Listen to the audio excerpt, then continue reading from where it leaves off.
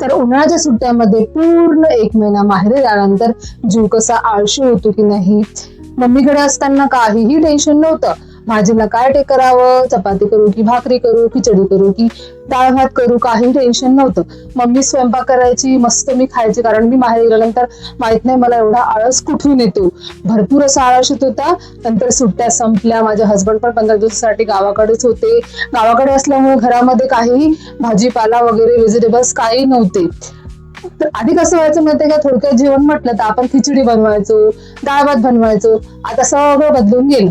आता आपण बनवतो थोडक्यात जेवण, आळशी जेवण म्हणतो मी याला. जर आळशी जेवण म्हटलं तर काय येते, मॅगी. कारण मॅगी होते 2 मिनिटात. 2 मिनिटात होत नाही बरं का, 10-12 मिनिटं लागतात त्याला चांगलं व्हायला.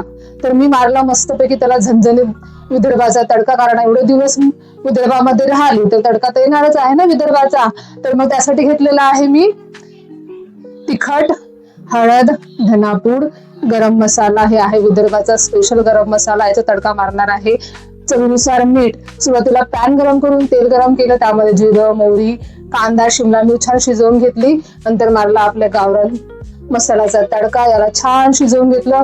छान असं झणझणीत अशी मॅगी केली होती. थोडंसं पाणी टाकून मसाले शिजवून घेतले होते.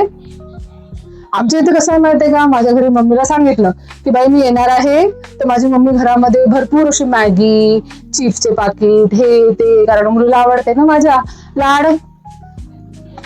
नंतर मॅगी मसाला टाकून टोमॅटो टाकले, त्याला पण छान शिजवून घेतले. मम्मी पप्पाचा लाड मुलीसाठी, तर त्यांनी मॅगी वगैरे व्यवस्थित असे भरून ठेवतात आणि मग माझी मुलगी अधे मध्ये करून करून खात राहते. भरपूर असं पाणी टाकून त्याला उकळी आणायचे आहे आपल्याला. नंतर यामध्ये आपल्याला मॅगी टाकून छान शिजवायची आहे. आधी त्याच मम्मी पप्पा समोर उभं राहून बोलायची आमची हिंमत नव्हती. आता मुलगी म्हटलं, नात म्हटलं तर येतो लाड. दुधावरची साय असं म्हणतात ना. तर माझे मम्मी पप्पा भरपूर अशी मॅगी वगैरे नाश्ता भरपूर माझ्या मुलीसाठी भरून ठेवतात. पण त्यांना काय अशी मॅगी वगैरे खायला आवडत नाही. गावाकडे वापस येताना, सासरी वापस येताना जर भरपूर अशी मॅगी उरली तर माझी मम्मी मला पॅक करून देते. तर माझी मम्मी खाऊ म्हणून मला पॅक करून देते. घरी आल्यानंतर आम्ही तेच मॅगी केली होती.